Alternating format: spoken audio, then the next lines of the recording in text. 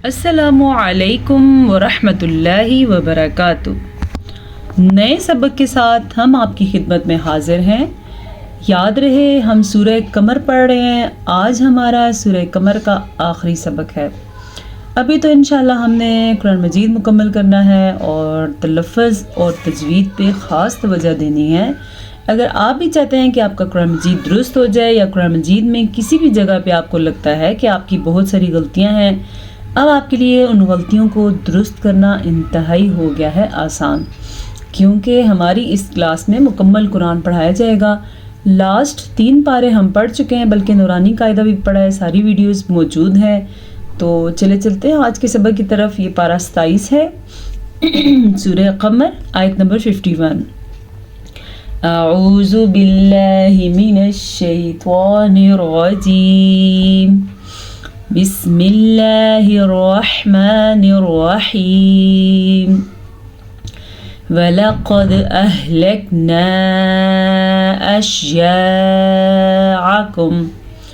अश्याअकुम फहल मिन मुद्दकिर। वलक़द, हमेशा मैंने आपको बताया है कि कभी भी पड़ी ज़बर को लंबा नहीं करना। पड़ी ज़बर का मतलब होता है ये वाली ज़बर, सीधी सादी ज़बर जो होती है इसको पड़ी ज़बर कहते हैं। और खड़ी ज़बर का मतलब होता है जब अलिफ के ऊपर अभी हमें नज़र आ जाएगी, जब अलिफ के ऊपर एक ऐसे लाइन सी होती है वो खड़ी ज़बर होती है। खड़ी ज़बर, ये देखें, ये खड़ी ज़बर है, इसकी मिकदार कुछ लंबी होती है। इसी तरह की खड़ी ज़ेर होती है, वो भी लंबी होती है। और लेकिन पड़ी ज़बर और ज़ेर पेश बिल्कुल भी लंबे नहीं किए जाते, क्योंकि बाज़ लोग पढ़ते हैं वलाक़द, और ये एक बहुत बड़ी गलती बन जाती है। किसी भी लफ्ज़ को थोड़ा सा भी गलत पढ़ देना मानी गलत कर देने के मुतरादिफ है। तो हम इसे क्या पढ़ेंगे? वलाक़द। ठीक है, ये है मोटा क़ाफ। क्यों है मोटा? क्योंकि क़ाफ उन 7 हरूफ का हिस्सा है जो हमेशा मोटे पढ़े जाते हैं, यानी कि पुर पढ़े जाते हैं। वो हरूफ कौन कौन से हैं? ख, स्वाद, ज़्वाद, गैन, तवा, क़ाफ, ज़्वा। ये पूरे 7 हरूफ हैं। याद रखें, हमेशा इनको आपने मोटा पढ़ना है, हमेशा। ठीक है, ये मैंने काफ़ी दफ़ा लिख के भी दिखाए हुए हैं, लेकिन फिर भी आप गौर से सुने तो आपको समझ आ जाएंगे। ख, स्वाद, ज़्वाद, गैन, तवा, क़ाफ, ज़्वा। ठीक है, इन हरूफ को हरूफ मुस्तालिया कहा जाता है, यानी कि हमेशा पुर पढ़े जाने वाले हरूफ। आगे दाल पे हमने कलकला किया है, क्योंकि दाल हरूफ कलकला में से है। वलक़द, ये है कलकला।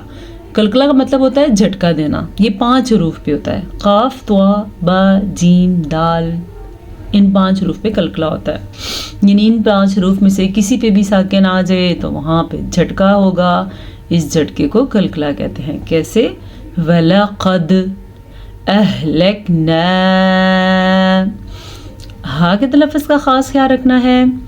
ठीक है, क्योंकि अक्सर लोग इसको अख पढ़ लेते हैं, अह भी पढ़ लेते हैं, दोनों गलत हैं। ये क्या है? अहलकना। मद आपने देख ली मैंने कितनी लंबी की है। ये मद आपको नज़र आ रही है, ये इतनी ही लंबी की जाएगी। ठीक है, तकरीबन 2 सेकंड तक हो गया जनाब। अश्याअकुम, अश्याअकुम। अब ये है हमज़ा और ये है आइन, इन दोनों की आवाज़ कैसे है गौर से सुने और आप भी ऐसे ही अदा करें। अश, आश नहीं है, ये है अश। अश्याअकुम,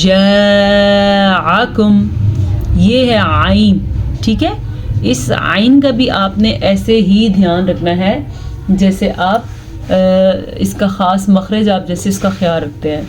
ठीक है, अश्याअकुम फहल मिन मुद्दकिर। अच्छा जी, फिर से हा का ध्यान रखना है, क्योंकि ये हा जो है गले से निकले जाने वाला हर्फ है, बल्कि गले के आखिरी हिस्से से निकलता है। हा नहीं है, खौ नहीं है, ये है हा। फहल मिन मुद्दकिर। देखा मैं यहाँ पे रुकी हूँ, मैं इसलिए रुकी क्योंकि यहाँ पे गुन्ना हो रहा है। गुन्ना कैसे होता है चले मैं आपको बताती हूँ। یہاں پہ غنّے کا قاعدہ ہے، اس قاعدے کا نام ہے تجوید میں ادغام بالغنّہ۔ یہ کیسے ہوتا ہے غور سے سنیے۔ جب کبھی قرآن مجید میں اس طرح کا نون ساکن آ جائے یا نون تنوین آ جائے، نون ساکن کہتے ہیں جب نون کے اوپر یہ جزم آ جائے، اور تنوین کہتے ہیں کسی بھی حرف کے اوپر 2 زبر 2 زیر 2 پیش آ جائے۔ جیسے یہ 2 زیر ہے تو یہ نون تنوین ہے، جیسے یہ 2 زیر ہے تو یہ بھی نون تنوین ہے۔ ٹھیک ہے، یہاں پہ زیر ہی چل رہے ہیں فی الحال، زبر ہو تو بھی نون تنوین ہے اور پیش ہو تو بھی نون تنوین ہے۔ کیوں نون تنوین کہتے ہیں؟ کیونکہ کبیرن نون کی آواز آتی ہے، اس لیے اس کو نون تنوین کہتے ہیں۔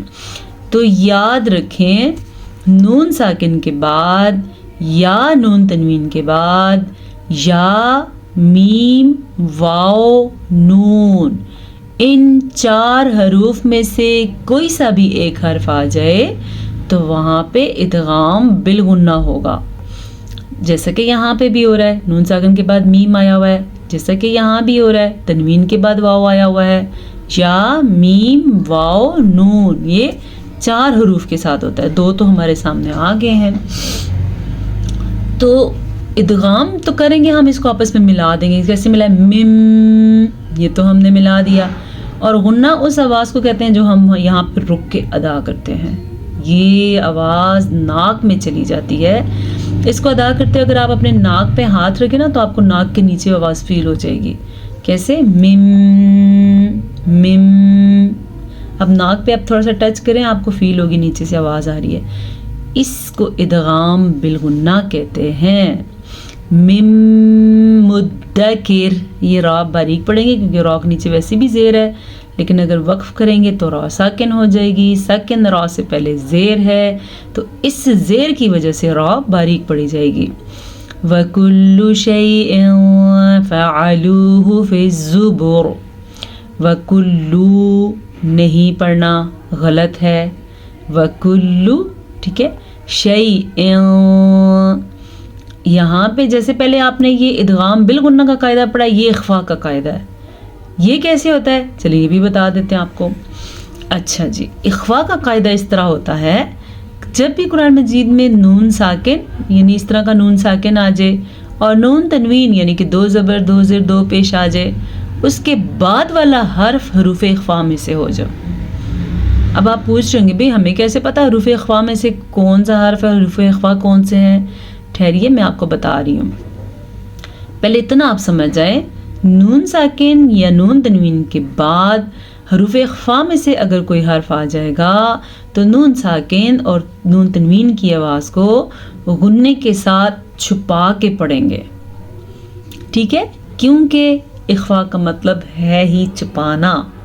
یہ وہ حروف ہیں جو نون ساکن اور نون تنوین کو چھپانے کا موقع دیتے ہیں۔ یہ 15 حروف ہیں، یہ ہیں جناب، غور سے سنیں: تا سا جیم، دال زال زا، سین شین صاد، زوا طوا زوا، فا قاف کاف، موٹا باریک دونوں کاف، یہ ہیں حروف اخفاء۔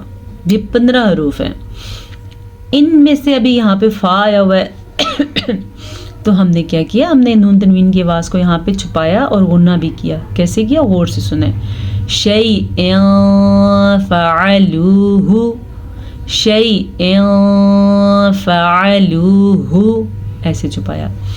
آگے آگے جی، فا کو لمبا نہیں کرنا، فا پہ زبر ہے، عین کو لمبا نہیں کرنا، عین پہ زبر ہے، فا، فا کیا تو غلط ہو گیا، فَعَلُوهُ پڑھا تو بھی غلط ہو گیا کیونکہ عین ہے، یہ الف نہیں، اور یہ واو مدہ نہیں بھولنا آپ نے، ایسا نہ آپ پڑھیں فَعَلُوهُ پڑھ لیں، نہیں، غلط ہے، فَعَلُوهُ جوڑ کروں میں اس کا، سنیں غور سے: فا زبر فا، عین زبر آ، فا، لام پیش واو لو، فَعَلُو، ہا پیش ہو، فَعَلُوهُ، ٹھیک ہے؟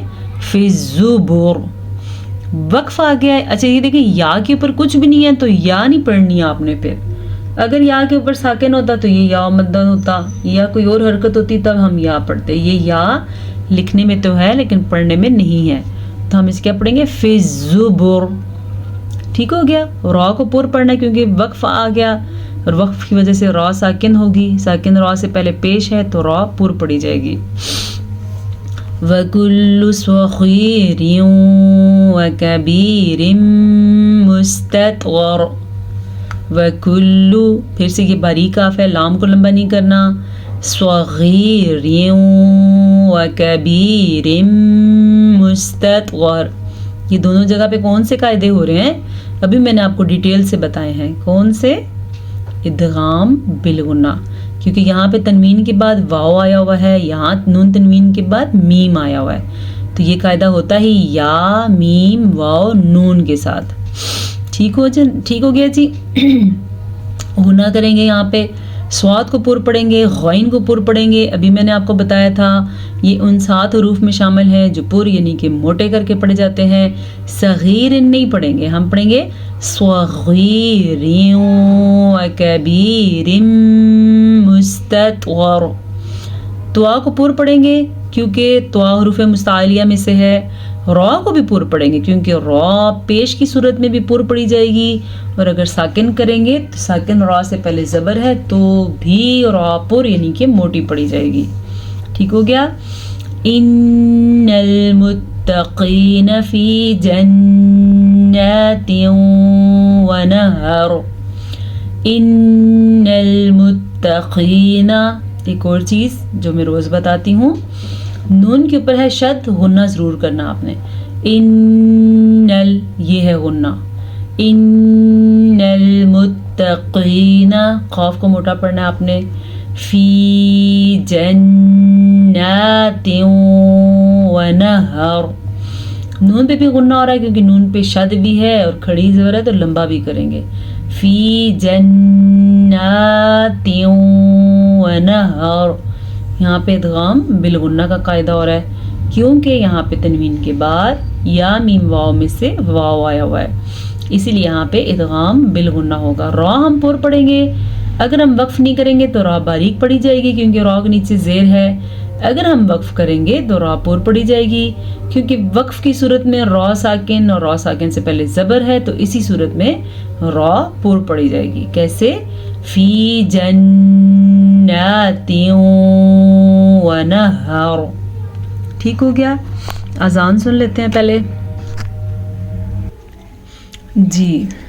آخری لائن ہے ہمارے پاس، غور سے سنیں۔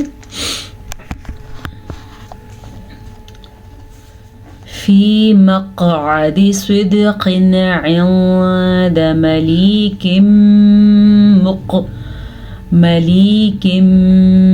مقتدر۔ فی مقعد، قاف کے پر پھر سے کلکلا ہو رہا ہے کیونکہ قاف حروف کلکلا میں سے ہے، اس کے اوپر جزم آیا ہوا ہے، اس جزم کی وجہ سے قاف پہ کلکلا ہوگا۔ کیسے؟ فی مقعدی، ایسے ہی پڑھنا آپ نے، ٹھیک ہے۔ آئین کو نکالیں، اپنے حلق سے باہر نکالیں، نکل سکتا ہے کوشش کرنے سے۔ مقعدی صدق عند، دال پہ بھی کلکلا ہے کیونکہ دال بھی حروف کلکلا میں سے ہے۔ پتہ ہے کون کون سے حروف کلکلا؟ قاف، طا، با، جیم، دال، یہ 4-5 حروف ہیں۔ موٹا قاف ہے، اس کو موٹا پڑھنا ہے۔ یہاں پہ بھی ایک قاعدہ ہو رہا ہے، اس کو اظہار کا قاعدہ کہہ رہے ہیں، اس کو اظہار کا قاعدہ کہتے ہیں، میں بتاتی ہوں کیسے ہوتا ہے۔ صدق عند، اچھا دیکھیں یہاں پہ تنوین ہے لیکن یہاں پہ ہم نے کوئی اخوا کوئی غنہ کچھ بھی نہیں کیا، کیوں؟ کیونکہ نہ تو آگے حروف یمون میں سے کوئی حرف ہے اور نہ ہی یہاں پہ حروف اخفا میں سے کوئی حرف ہے، یہاں پہ حروف حلقی میں سے عین ہے، تو یاد رکھیں جب ایسا ہو جائے تو نون ساکن یا تنوین کو ظاہر کر کے پڑھتے ہیں، وہاں پہ رکنا جائز نہیں ہے، رکنا حرام ہے۔ صدق عند، البتہ یہاں پہ اخفا کا قاعدہ ہو رہا ہے۔ ملیک مقتدر، یہاں پہ کون سا قاعدہ ہو رہا ہے؟ ادغام بالغنہ، کیونکہ نون تنوین کے بعد یا میم واو نون میں سے میم آیا ہوا ہے، اس لیے یہاں پہ ادغام بالغنہ کا قاعدہ ہو رہا ہے۔ کیسے؟ ملیک مقتدر، ہو گیا۔ چلے جی، اب ہم تھوڑی تلاوت کر لیتے ہیں، اس کے بعض لوگ سمجھتے ہیں آخر میں تلاوت کی جانی چاہیے تاکہ ہمیں پتہ چلے۔ یاد رکھیں ایک چیز آپ فوکس کیجئے گا، بھی میں آپ کو انشاءاللہ پڑھتے ہوئے آپ کو خود پہلے سے بتا دوں تاکہ آپ کو سمجھ آئے۔ اگر آپ کا راستے میں کہیں سانس ٹوٹ رہا ہو تو آپ وقف کر لیں، جیسے آپ وقف کرتے ہیں نا مستطور، اس طرح درمیان میں بھی وقف کر لیں، یعنی کہ صغیر، سانس لیں تسلی سے، پھر پیچھے سے پڑھیں صغیر و کبیر مستطور، یہ طریقہ ہوتا ہے۔ کیسے؟ پھر سن لیں ایک دفعہ۔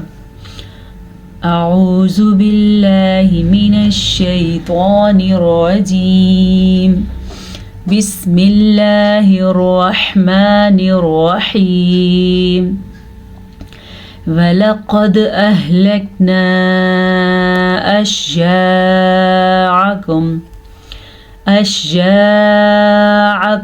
فَهَلْ مِن مُدَّكِرٍ وَكُلُّ شَيْءٍ فَعَلُوهُ فِي الزُّبُرِ وَكُلُّ صَغِيرٍ وَكَبِيرٍ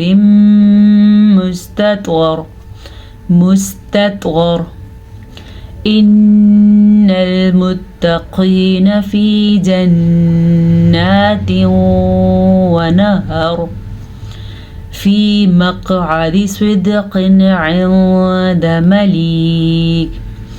عِندَ مَلِيكٍ مُقْتَدِرٍ۔ صدق اللہ العظیم۔ الحمدللہ تعالی ہماری سورہ قمر آج مکمل ہو گئی ہے۔ انشاءاللہ ہم نے سورہ رحمان سٹارٹ کرنی ہے، اور بہت سارے لوگوں کو خواہش ہوتی ہے کہ وہ سورہ رحمان ٹھیک پڑھیں۔ میرے خیال سے سورہ رحمان کے ساتھ ساتھ پورا قرآن ہی ٹھیک پڑھنے کے قابل ہے۔ ٹھیک ہے، اجازت دیجیے۔ السلام علیکم ورحمۃ اللہ وبرکاتہ۔